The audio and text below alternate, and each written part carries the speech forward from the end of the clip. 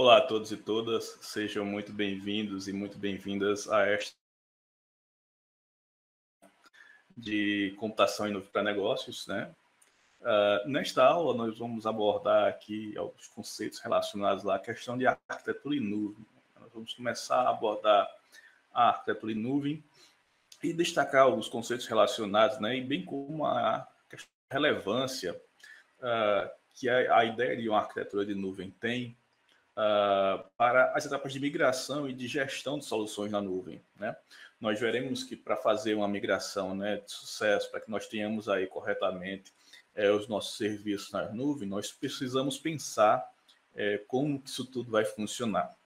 E é essencial que a gente tenha aí, mesmo que a gente não venha ser de fato um arquiteto de aplicações em nuvem, né, que já é um conteúdo até, de certa forma, avançado, mas é essencial que a gente tenha um conhecimento interessante acerca do que vem a ser essa coisa de arquitetura em nuvem e de como isso se interrelaciona com, possivelmente, as funções que você vem aí a ocupar dentro de uma organização, dentro de um time de TI, por exemplo.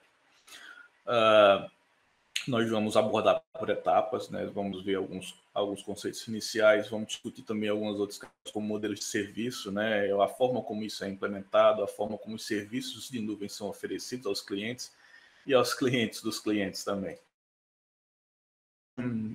Então, comecemos a abordar, claro, o programa do que nós vamos discutir nesta aula. Inicialmente, como está posto aí, nós vamos começar com uma introdução, nós vamos fazer uma pequena revisão acerca do que foi dito, né, do que foi discutido em aulas anteriores, na aula anterior.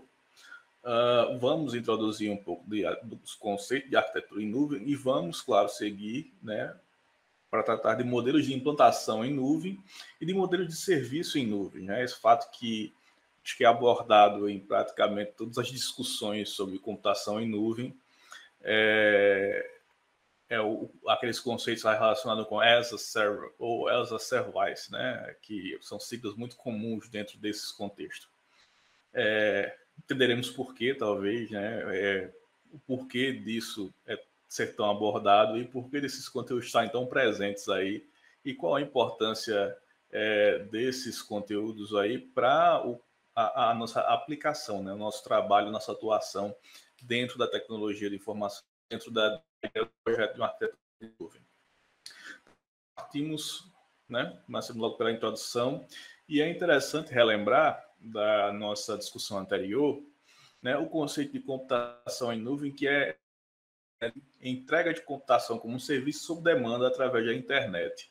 Esse é um conceito bem resumido, mas que tem uma certa consistência com o que foi discutido na nossa aula. E, claro, não só foi isso, logicamente, você que acompanhou a aula anterior, mas isso consubstancia ou aglomera grande parte daquilo que foi discutido. E, claro, é bom a gente deixar destacado também que foi feito também nessa aula um comparativo entre o on-cloud e o on-premise. Nós vimos que o on-cloud é a ideia e o on-premise é a ideia de você ter todos os dispositivos lá no local fornecendo aquela solução, né? São ideias um pouco diferentes e vimos aí um comparativo entre as ideias do on-cloud e o on-premise. Claro, destacando aí as vantagens do cloud, como, por exemplo, a questão da escalabilidade, né, da flexibilidade, da economia de custos e da alta disponibilidade. Esses termos, escalabilidade, flexibilidade e disponibilidade, estão aí muito presentes quando a gente trata ou aborda qualquer discussão aí sobre nuvem e sobre serviço, né, computação como um serviço. Então, eu senti essa necessidade de que a gente abrisse um parêntese inicial, uma ideia melhor acerca disso, talvez por uma questão de formação, uma questão do caminho que você seguiu até aqui, não tenha sido tão abordado. E às vezes foi abordado, né, mas sabemos que muitas vezes em contextos diferentes, esses termos podem ter aí significado diferente, então é essencial que se a gente está discutindo algo e usa esse termo, colocar aqui um parênteses, fazer uma definição, olha, dentro desse contexto, escalabilidade quer dizer isso, flexibilidade quer dizer isso, disponibilidade quer dizer isso. Então, comecemos aí por discutir a questão da escalabilidade.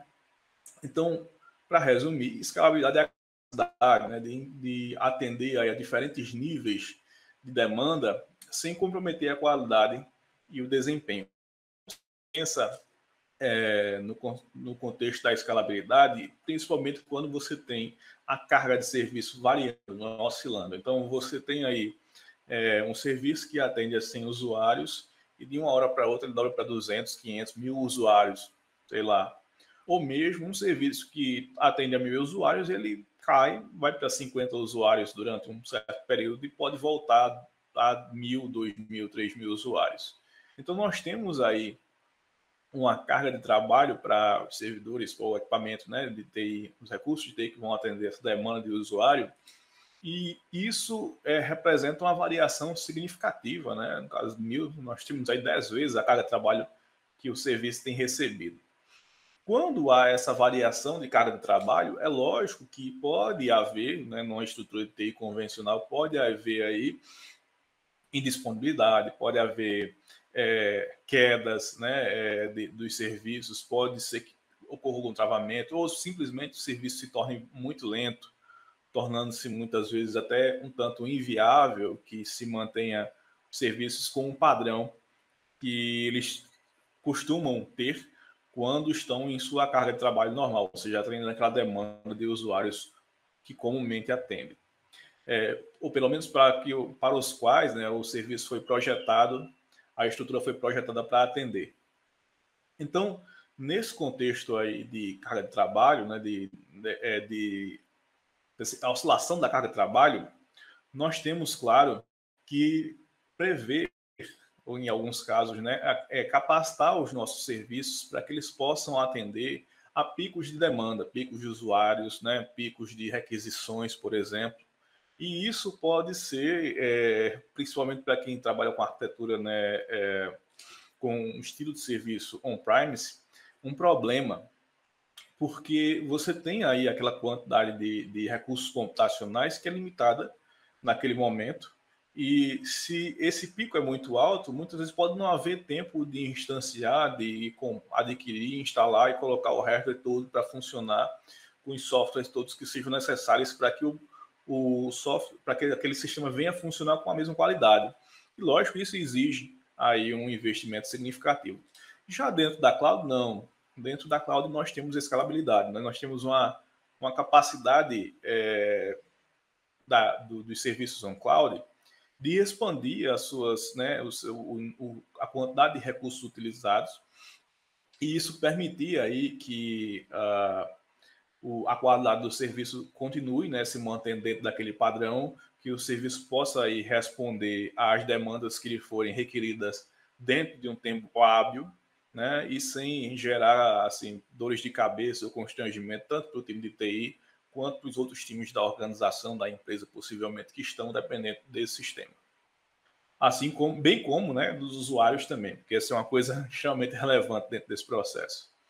Então, o que é que podemos perceber? É que escalabilidade é essa capacidade, né, de responder a variações de demanda, variações de carga de trabalho, sem perder a qualidade, né, nem o desempenho. Isso pode ser feito, por exemplo, na nuvem, com a criação de outras instâncias, por exemplo, né, adaptando-se um sistema de gerenciamento de instâncias que possa criar aí, a depender da situação, ou mesmo colocando um time que vai responder aí, né, se essa gestão não for automática, nós colocamos um time responsável por gerir gerir essas instâncias e gerir os custos também que estão relacionados a essas instâncias. Que, claro, se você, né, aumenta o consumo de recursos computacionais, então dentro da nuvem, logicamente, que o custo vai aumentar. Então é essencial que haja aí também, você percebe a partir desse ponto que há uma necessidade de se manter uma otimização. Então, quando você trata com times de DevOps, né, times de profissionais que estão aí desenvolvendo ou que estão gerenciando aplicações em nuvem e serviços em nuvem no geral, você tem aí essa responsabilidade, né, de tentar aí otimizar esses recursos, de aumentar a quantidade de usuários, né, de carga que o sistema pode receber, logicamente com o menor número de recursos possíveis ou com o número de recursos adequado, né, que não comprometa também aí o orçamento da organização. Então, é nisso que nós pensamos a questão dos calculados e balanceados, né? Você vai ter aí que o serviço vai ser mantido em funcionamento, mas, logicamente, o custo para se manter o serviço daquela forma ele tem que ser pensado.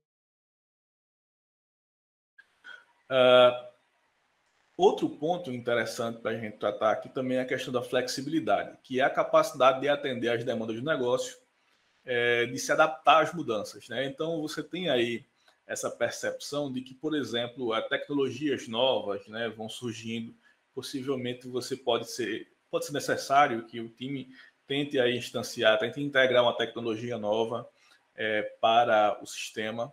Então, é interessante que o sistema tenha esse tipo de flexibilidade, assim como também, às vezes, a solução utilizada localmente ou a solução utilizada num servidor remoto, né, na nuvem, aí, possivelmente instâncias que estejam em zonas diferentes, por exemplo. Quando a gente fala de zona, geralmente a gente já está se referindo ao local onde o servidor está lá instalado, está funcionando. Esse termo zona geralmente é utilizado lá pelo pessoal da AWS para definir os locais onde os servidores vão estar aí atendendo, aquele conjunto de servidores vai estar atendendo as demandas de computação. Você tem servidores que vão estar localizados aí nos Estados Unidos, assim como você tem servidores que podem estar localizados no Brasil mesmo. Então você pode mudar a zona, talvez por necessidade, eu preciso que o meu serviço agora rode aqui no país mesmo, por necessidade talvez de compliance, ou por necessidade da própria organização, por interesse dela, né? Então é necessário que o sistema seja flexível, que possa ser aí transferido, e isso vem com a nuvem, né? Isso vem com serviços de nuvem, tem essa característica de serem flexíveis nesse ponto. Disponibilidade, né? É outro aspecto que nós estamos aqui tratando e que é interessante. Eu acho que a maior parte dos serviços geralmente tem uma disponibilidade lá que é prevista, que é planejada, né, para ser assim. E nisso, tanto a empresa que fornece os serviços de computação em nuvem, seja a AWS, seja a GCP, né, seja o Google mesmo, seja a Microsoft, elas vão aí ter essa responsabilidade que geralmente é estabelecida num contrato, geralmente um termo, se não me engano, salvo engano, chamado SLA.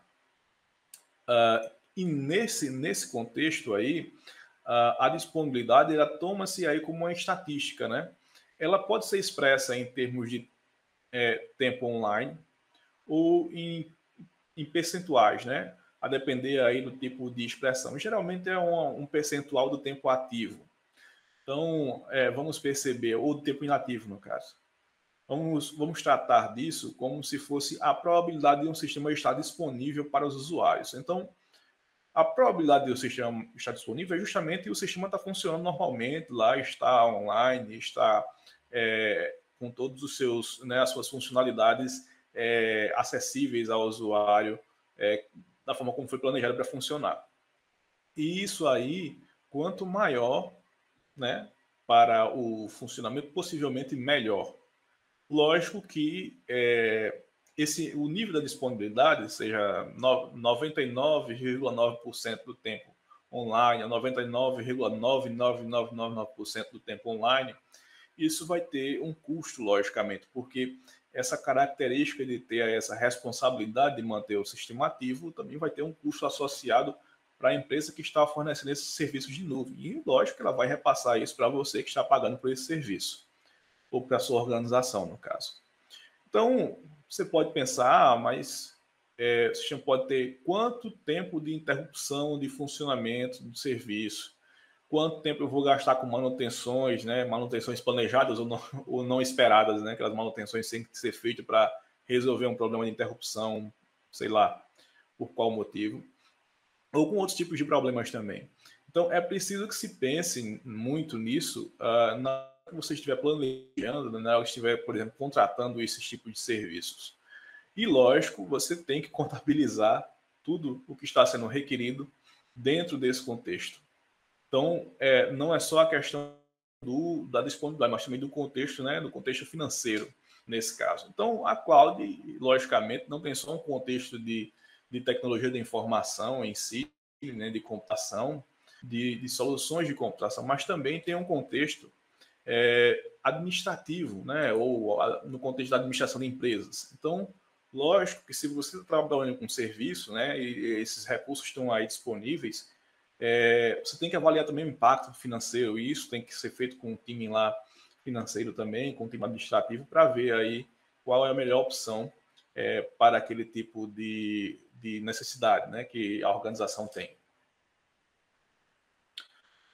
Arquitetura de nuvem. Então, tratemos objetivamente da arquitetura de nuvem. Então, antes da gente abordar especificamente a arquitetura de nuvem, é interessante definir aqui a arquitetura, né? Que é essa visão hierárquica de descrição de uma tecnologia. Hierarquia é aquela estrutura que não está definida, né? Essa definição, lógico, ela foi uma tradução adaptada de Chandrasekaran, 2004, 2014, e que é uma definição bastante aceita para o caso de arquitetura, e que nesse material, né, claro, lógico, nesse livro, ele trata justamente de computação em nuvem, então é a definição de arquitetura que se encaixa bastante no contexto da computação em nuvem. A arquitetura em nuvem, essencialmente, ela trata sobre a questão do desenho, né, que define como os recursos de TI serão organizados, né, ou serão organizados, serão entregues à organização, nesse caso. A arquitetura em nuvem, né, usando ainda a citação de Jonathan Ficaram, consiste, né, num conjunto hierárquico de correspondentes que coletivamente descrevem a forma como o sistema funciona. Então, traduzindo isso para um texto mais simples, né, nós poderíamos pensar o seguinte: como é que vamos interligar esses componentes, né, esses recursos todos que nós temos aqui e que nós precisamos colocar para funcionar para atender às demandas que nós temos na organização na nuvem. Então, para que a gente possa, né, ter esses serviços funcionando, nós precisamos fazer algo, né? Precisamos fazer um planejamento, nós precisamos desenhar essa estrutura. Então, pense numa planta baixa, né, numa planta de um desenho arquitetônico mesmo, da arquitetura, no caso, relacionado lá à engenharia civil também. Pense numa planta baixa que vai descrever, né, os componentes que você vai encontrar e como eles se interligam, como eles conversam, como que a estrutura funciona. Então, a arquitetura da nuvem basicamente vai ser isso. É lógico que diferentes autores, para com uma computação em nuvem, diferentes autores apresentam diferentes arquiteturas nesse caso. Então, existem diversas. Inclusive, muitos provedores de serviços, como a AWS, como a Google, eles têm arquiteturas próprias que, né, são por eles assentadas, né, por eles defendidas, para a implementação de soluções. Então, focar muito em um único modelo, em uma única arquitetura, pode não ser, talvez, a melhor forma de você pensar em como você desenhar aquela estrutura, em como se desenhar aquela estrutura. Mas é interessante saber, né, que muitas delas, por exemplo, são baseadas em camadas e que podem refletir aí perspectivas diferentes. Como assim perspectivas diferentes? Bem, você pode pensar do ponto de vista do provedor de serviço, né, no caso, o provedor de nuvem, de serviço de nuvem, numa arquitetura que tem aí camadas como, por exemplo, a camada de hardware, a camada de virtualização e a camada de infraestrutura, né, que trata dos recursos que o provedor oferece aí nesse caso. Assim como você pode pensar também no ponto de vista da equipe de Dev, DevOps, né, onde você tem aí uma arquitetura que tem, né, um front-end, um back-end e a rede. Nesse caso, no front-end você vai ter o quê? Vai ter o cliente, né, que permite acesso aos serviços de nuvem, que pode ser via um console web, né? Você entra numa página lá que o provedor lá de serviço em nuvem te oferece e faz aí as alterações que forem necessárias. Pode usar uma interface de comando, né? A Amazon tem algo desse tipo. Ou você pode usar uma API web. Muitas vezes, esse gerenciamento de recursos ele pode ser feito via API. E é interessante fazer isso, porque a API facilita, né, a integração com outras soluções. Então, o indivíduo pode desenvolver a própria solução dele, que faz aí o gerenciamento de sua infraestrutura de TI na nuvem por meio da API que o seu provedor de serviço fornece, né? Assim como também a questão do backend que você tem lá. O backend vai ficar responsável pelos recursos de computação em si, né? A questão do armazenamento, a questão dos softwares, né, que permitem aí que você ofereça esse tipo de serviço para o seu cliente, no caso. Você, enquanto organização, enquanto consumidora de serviços, né, de computação em nuvem, vai fornecer ao seu cliente também essas estruturas todas. E, por fim, a rede, lógico, né, conectando aí todas as estruturas de serviço em nuvem, né, os recursos em nuvem e os serviços, como, por exemplo, né, um aspecto como a resolução DNS, que é uma coisa, né, que vai ser implementado lá. Como que o DNS vai ser resolvido, quem vai receber a requisição, se vai ter um balanceamento de carga naquela estrutura toda, que geralmente é interessante fazer um balanceamento, ter um balanceador de carga, né, que vai as requisições que forem recebidas para os devidos nós que vão processar essas requisições e permitem, inclusive, né, que, no caso de uma sobrecarga, venha aí a instanciar mais nós para resolver essa demanda. Então, outros aspectos interessantes, né, que nós vamos tratar a seguir é a questão dos modelos de implantação e modelos de serviço, né? O modelo de implantação ele trata um pouco de quem oferece aquela estrutura, como é que é oferecida aquela infraestrutura de nuvem, da nuvem. Ele vai dizer basicamente dentro daquela infraestrutura lá quem é que fica responsável por aquela infraestrutura. Se é você, né, se é a sua organização, se ela tem uma nuvem própria, se ela compra serviços de nuvem de outro indivíduo, de um terceiro, né? Se compartilha esses recursos ou não. Assim como no modelo, né, a questão do modelo de serviço, nós tratamos do que de fato é oferecido. Então, nós vamos ter ideias aqui, por exemplo, se você vai comprar, se você vai pagar, né, para ter um software, se você vai pagar para ter uma infraestrutura, ou seja lá, aquilo que seja interesse da sua organização adquirir para esse tipo de projeto, para esse tipo de intento. Então, e quando que essa ideia da arquitetura em nuvem ela vai ser definida? O ideal é que você venha definir essa arquitetura em nuvem, né, quando resolver fazer um processo de migração. Você já tem uma solução aí local da sua empresa, que é partir ela para a nuvem. Então, você tem uma abordagem aí de planejar como é que todos os sistemas vão se integrar e como isso vai funcionar, ou se você adquirir uma solução nova, um sistema novo, né, que já está na nuvem, ou que vai ser colocado na nuvem, e é lógico que faz sentido que que esse processo de colocar esse sistema na nuvem tenha planejamento, se já não vier planejado, se já não vier uma arquitetura praticamente pronta para que seja usada.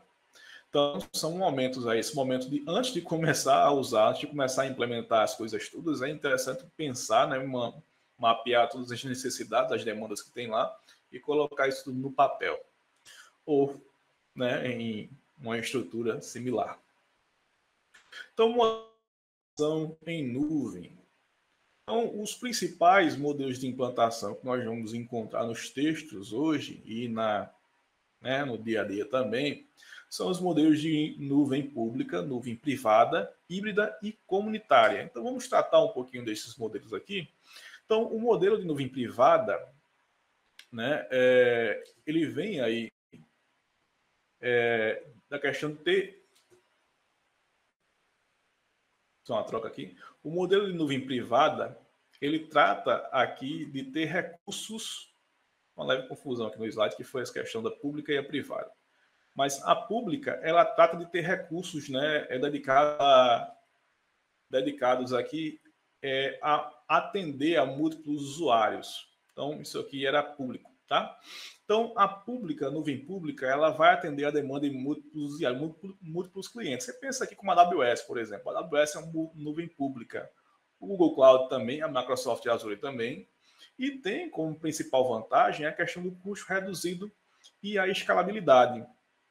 Então, nesse sentido, né, esses provedores de serviço em nuvem, eles têm uma capacidade, né, de fornecimento de serviço computacional gigantesca, logicamente para atender todos os seus clientes, e isso te dá aí uma capacidade de ser bastante escalável, né, que você pode aí aumentar, ampliar as capacidades do seu serviço significativamente, desde que você tenha recursos para tanto, recursos financeiros, lógico. E neste conceito é bom destacar que a ideia de nuvem pública aqui não é a questão de ser algo gratuito ou algo que está sob gestão governamental. Nesse conceito nuvem pública, quer dizer que está aberto ao público, ou seja, que a pessoa pode ir lá e contratar esse tipo de serviço sem ter que pertencer àquela organização ou ter alguma espécie de vínculo aleatório lá com a organização. Por exemplo, elas têm o mesmo interesse ou se elas estão aí relacionadas por alguma coisa. Então, esse conceito é quem quiser comprar computação em nuvem, né, que tenha recursos, vai poder comprar aqui tranquilamente. Então, esse é o conceito de nuvem pública. E o conceito de nuvem privada, tá? Isso aqui deve ser entendido como privado, não pública, é justamente aquele tipo de nuvem que é construído para uma determinada organização, né? A organização compra aí, ela tem lá o seu hardware todo e ela compra esse software, adquire licenças para esses softwares aqui, como o VMware Cloud ou OpenStack ou outros similares, que permitem aí, né, virtualizar os seus serviços e, a partir disso, ela cria sua infraestrutura de nuvem privada, certo?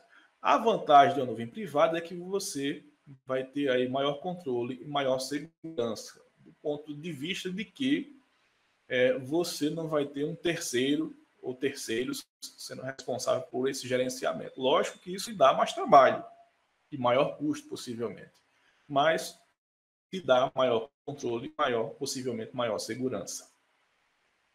Agora tratemos também do conceito de nuvem híbrida. A nuvem híbrida é meio que uma mistura, né, entre a nuvem pública e a nuvem privada. Quando a organização tem uma nuvem privada e ela tem aí um pico de consumo, né, seja um pico planejado, esperado, e para tanto, né, para resolver essa necessidade desse pico de consumo, ela não vai ampliar sua infraestrutura de nuvem privada, ela vai contratar serviço de nuvem pública e transferir esses serviços para lá momentaneamente, quanto for necessário. Digamos que durante o fim do mês a empresa resolve aí, a empresa tem uma nuvem privada e durante o fim do mês a empresa resolve fazer aí rodar folha de pagamento ou ter aí mais fazer uma auditoria, fazer um balanço, por exemplo, e ela precisa ela tem uma demanda computacional maior nesse momento. Então, nesse contexto aí da nuvem híbrida, ela vai transferir, ela vai instanciar, né, estruturas para uma nuvem pública, sei lá, contrata uma AWS da vida, coloca os servidores para rodar lá e tudo funcionando bem. E transfere parte dessa carga de trabalho para a nuvem pública. Neste instante, você tem aí uma nuvem híbrida, né? O que você vai ter aí, nesse caso, é uma nuvem híbrida. O outro conceito, né, por fim, a outra abordagem que nós vamos trazer aqui sobre esse tipo de nuvem, é justamente a questão da nuvem comunitária. Então, na nuvem comunitária, você tem aí organizações que têm interesses em comum, seja lá o governo, seja instituições de educação e pesquisa, por exemplo, universidades, e elas compartilham a infraestrutura de nuvem, né? E isso permite que elas tenham lá, elas façam uso daqueles recursos sobre as demandas que elas tiverem lá. Isso tem certas vantagens nesse caso, como uma confiança regulatória, né? E a capacidade de você colaborar lá dentro daquela infraestrutura. Então, é uma abordagem diferente, um pouco diferente das nuvens híbrida e da nuvem pública e da privada. Dito isso, né, tratemos então da questão dos modelos de serviço em nuvem. Então, os principais modelos de serviço que você vai ter aí em nuvem, claro que existem outros, né, mas são esses três que são o IaaS, o PaaS ou PaaS, IaaS, PaaS e SaaS, ou IaaS, né? Então, você tem aqui no primeiro conceito, que é a infraestrutura como serviço, plataforma como serviço e software como serviço. Partindo aí para a infraestrutura como serviço, né, esse service ou as a service, nós temos aí o fornecimento de recursos de infraestrutura virtualizados. Então, você pensa nisso mesmo, mais como máquinas virtuais ou estruturas virtualizadas. Nesse caso, é bom destacar que a gente está falando aqui de virtualização de servidores, tá? De virtualização de servidores. São exemplos desse tipo de serviço, né? O Amazon S2, o Computer Engine, que é o GCP, ou GCE, perdão, e o Microsoft Azure Virtual Machines, né? Eles têm, né, certas vantagens. Dentre essas vantagens, nós temos aí a questão do controle amplo sobre a infraestrutura e a escalabilidade, né, que nós vimos discutindo há bastante tempo nesse caso, ou há bastante tempo durante essa aula. Outro tipo aí de fornecimento de serviço é o plataforma como um serviço. Note que aqui nós estamos, né, virtualizando infraestrutura, nós estamos pensando em servidores virtualizados. Então, do ponto de vista de servidor virtualizado, você pode pensar nisso da seguinte: eu vou colocar lá no tem aí o ser virtualizado e eu vou ter que contratar um time de TI, né, para que ele instale os softwares que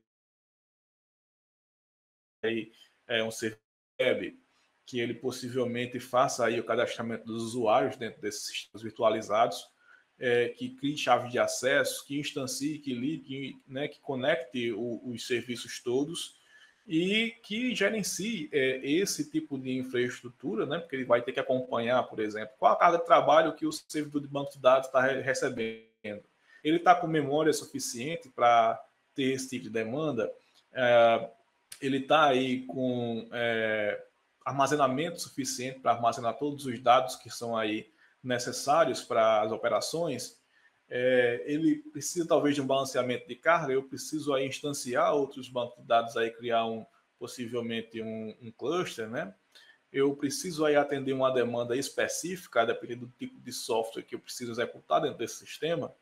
Então, essa parte te oferece, o IaaS vai te oferecer servidor virtualizado. E tudo que você precisar mais, e a partir do momento que você tem um servidor funcionando, possivelmente você vai ter que responsabilizar o seu time, né, para tanto. Já no plataforma como serviço é um pouco diferente. A ideia aqui já não é mais você pensar em servidores virtualizados, mas em estruturas que vão aí rodar aqueles serviços de uma forma que você não vai ter que se preocupar com gerenciar sistemas operacionais, gerenciar máquinas virtuais, né? Você vai se preocupar muito mais em produzir código e colocar lá para executar. Esse é o tipo, né, de serviço que vai ter aí, por exemplo, com o Google App Engine, né? Repare que aqui, nós temos até comparação, Computer Engine, você pensa em servidores virtualizados, em máquinas virtuais, né? Em, de fato, computadores virtuais lá. Aqui eu tenho que aplicações, né? Ou um motor de aplicações, assim. Então, eu tenho essa diferença aí, onde eu vou me preocupar agora muito menos com gestão de sistemas operacionais, possivelmente quase preocupação nenhuma você vai ter, e muito mais com desenvolvimento de aplicação. Então, essa aplicação dentro de um tipo de serviço em nuvem desse, aqui, né, vai reduzir bastante o nível talvez até o tamanho do seu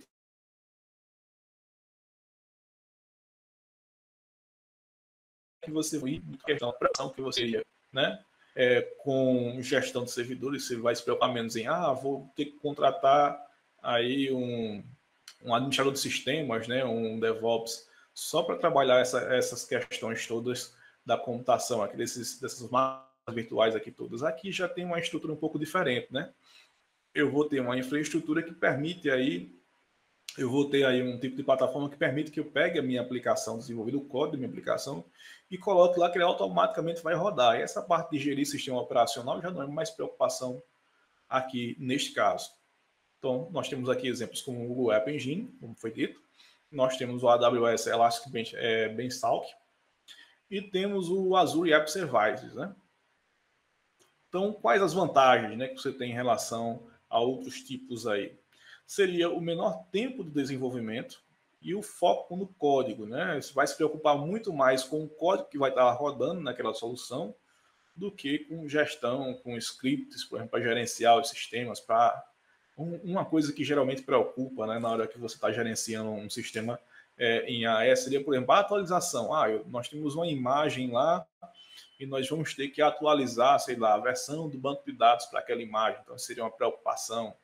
nós vamos ter que atualizar os pacotes do sistema, o kernel do sistema operacional, porque tem uma versão nova do kernel que vai resolver aí um bug muito perigoso, que a gente tem que ter atenção, tem que atualizar isso. Então, isso aqui já deixaria o teu serviço, né? Logicamente, você pode planejar para que a atualização não ocorra de uma vez em todos os servidores, né? Você pode balancear a carga, pode aumentar o tipo de serviço, pode criar uma página. Mas é claro que é uma preocupação do seu time e não do contratante, não que você contratou para te fornecer aquele serviço, né? Então é diferente aqui. Essa preocupação aqui existe certamente, mas nesse caso nós ficaríamos aí para discutir com o fornecedor de serviço para você aqui. Aqui, lógico, além de menor tempo de desenvolvimento de foco no código, você tem aqui que você tem a menor preocupação de serviço, como foi dito. E é interessante, né, que esse tipo esse tipo de nuvem, né, de plataforma como serviço, não deve ser confundido com serverless, né, que é uma abordagem um pouco parecida, mas que tem aí suas diferenças que nós vamos tratar. No caso serverless, é um tipo de arquitetura onde o código é executado pelo evento. Então, você pensa no serverless como um tipo de serviço que ele vai ser executado, né, a sua aplicação vai ser executada quando ela receber uma mensagem, uma requisição. Eu pedi para ler aquelas informações. Então, ele vai ser executado naquele instante, no instante da requisição, para processar aquele serviço. Já no PES, não, a sua aplicação ela vai estar sendo executada, logicamente. E aí, dessa proposta, né, nós temos duas perspectivas. Uma fica em execução, tem que ter pelo menos algo em execução lá, e a outra só é executada no momento que ela recebe requisições. Então, com esse comparativo aqui, que é bastante interessante, eu tirei aqui do Cloudflare, né? Esse comparativo do Cloudflare, nós temos aqui, né, o controle sobre desenvolvimento, sobre o ambiente de desenvolvimento. Tenho aqui a aplicação, né, tem que ser configurada para escalar automaticamente. E a aplicação para já o serverless temos aqui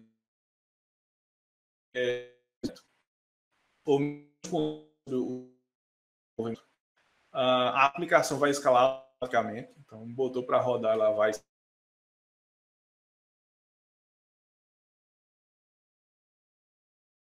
caso aqui a aplicação, né, o código da aplicação, ele executa apenas quando é invocado. Claro, como semelhança nós temos aqui, os desenvolvedores têm, né, que escrever todo o código da aplicação e não temos que se preocupar com gestão de serviços, que é talvez o ponto mais que gera confusão entre os dois termos. Por último, né, nós temos aqui o SaaS, né, ou software como serviço, que é a ideia de ofertar as aplicações web. Né, nós temos as aplicações geralmente pela web. E como exemplo disso, nós temos aqui o Google Workspace, né, o Salesforce, o Microsoft 360 e o Canva.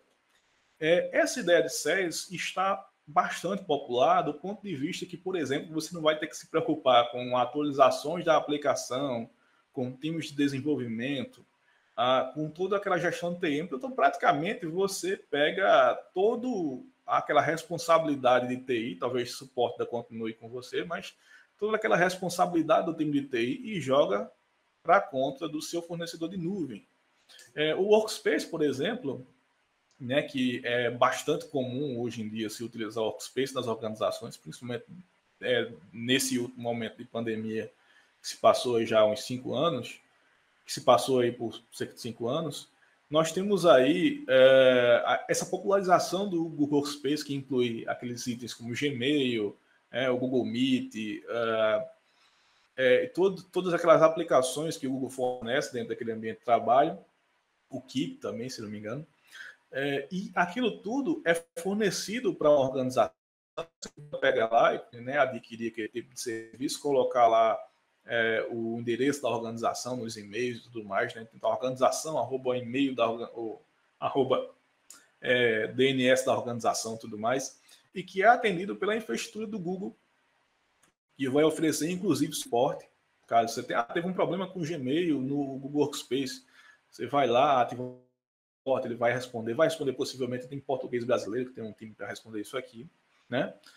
Tem outro caso também, como o Salesforce, né, que é uma plataforma de gerenciamento e relacionamento com clientes, né, uma coisa que é muito comum hoje em dia, é de grande importância para as organizações, ter aí uma plataforma para gerenciar esse relacionamento com o cliente.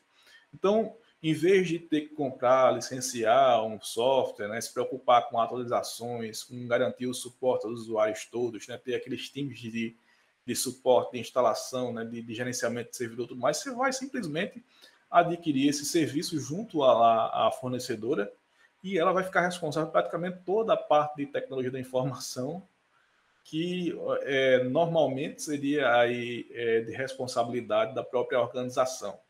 Tem o Microsoft 360, que é uma abordagem da Microsoft muito semelhante, né, ao Google Workspace, onde você vai ter aí o sistema do Office, né, o sistema para você redigir textos, para você criar slides, para você fazer apresentações e planilhas, gerenciar planilhas, e que isso tem virado praticamente um padrão de mercado, né? Esses sistemas de escritório, suítes de escritório, que antigamente eram de instalação na própria máquina, né, que cada um adquiria o seu software, seja uma versão do Microsoft Office, ou seja uma versão do LibreOffice, por exemplo. Está muito comum hoje que essas redações de texto, esse trabalho de escritório seja mais feito por soluções web, né, por plataformas SaaS. Né? Então, você já fica antenado, possivelmente, se você vai trabalhar com suporte, por exemplo, né, com gestão de suporte, alguma coisa que é muito comum isso aqui hoje em dia dentro das organizações. Assim como o Canva, né, que é uma solução que está aí, possibilitando que você faça apresentações, postagens, né, para trabalhar com arte gráfica, no caso, que facilita bastante a vida de quem trabalha com isso, né, quem tem que oferecer as demandas todas. Muitas vezes, né, uma solução que você tem uma pequena empresa, tem lá a necessidade de usar a comunicação pela web e muitas vezes você não tem aquele time separado para fazer esse tipo de coisa. Então, um funcionário você mesmo faz toda a gestão, né? Faz a comunicação aí desse processo. É claro que é ideal ter um profissional, mas para quem está começando numa organização, né? Para quem está começando no empreendimento, muitas vezes a solução é fazer você mesmo. Então, o Canva oferece aí muita facilidade nesse ponto de fazer a parte da arte gráfica, da comunicação, né? Seja a comunicação através das redes sociais, web, muitas vezes até apresentações e livros mesmo. Hoje eu estava vendo que é possível até fazer livros com isso. Então, toda essa ideia, né? Você tem aqui, todas essas plataformas são oferecidas aqui, esses serviços, esses softwares, são oferecidos através da internet. Então, tudo isso aqui é SaaS, né? São sistemas que são oferecidos, né? O software é oferecido como serviço através do sistema de computação em nuvem. E quais as vantagens, né? Como nós tratamos aqui, que você não precisa se preocupar com gerenciamento, não precisa se preocupar com atualizações automáticas e não precisa nem sequer ter um time de desenvolvimento, né? A pessoa que vai fazer o uso disso, ela nem sequer saber, talvez saiba ou venha se preocupar quem foi o programador que desenvolveu aquele serviço, que colocou aquilo no ar, né, que apresentou aquilo como solução. Então, lógico, muito menos, né, talvez, a questão das atualizações. Eu tenho uma atualização de segurança. Beleza, quando a empresa fornecer, você vai ser notificado, né, geralmente através de um changelog, algo assim. Observa as atualizações. Muitas vezes o indivíduo entra e nem se preocupa se atualizou ou não. Só tenta utilizar as coisas que realmente utiliza, né, e fazer as tarefas que são corriqueiras. E essa questão do gerenciamento, né? Tudo isso aqui, ó, em termos de vantagens, representa dentro da segurança, dentro da gestão de TI, custos. Custos, tá? Isso aqui representa um custo.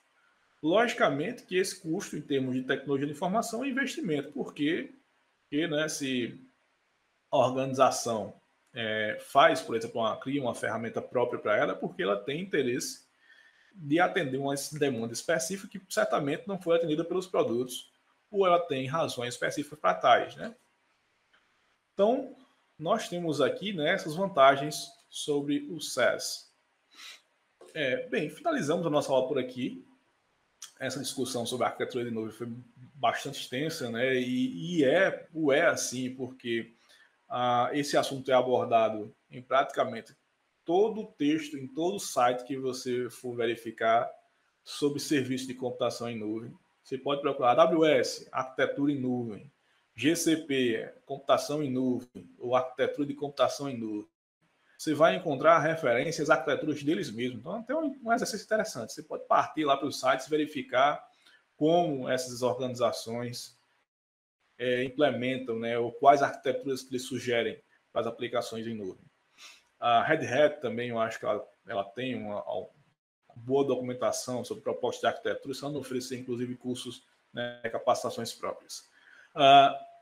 Então, deixo vocês e a questão de sempre, né, que, dado que você já acompanhou essa aula de hoje, leia o seu material didático e pratique os exercícios. Ficamos por aqui e até a próxima.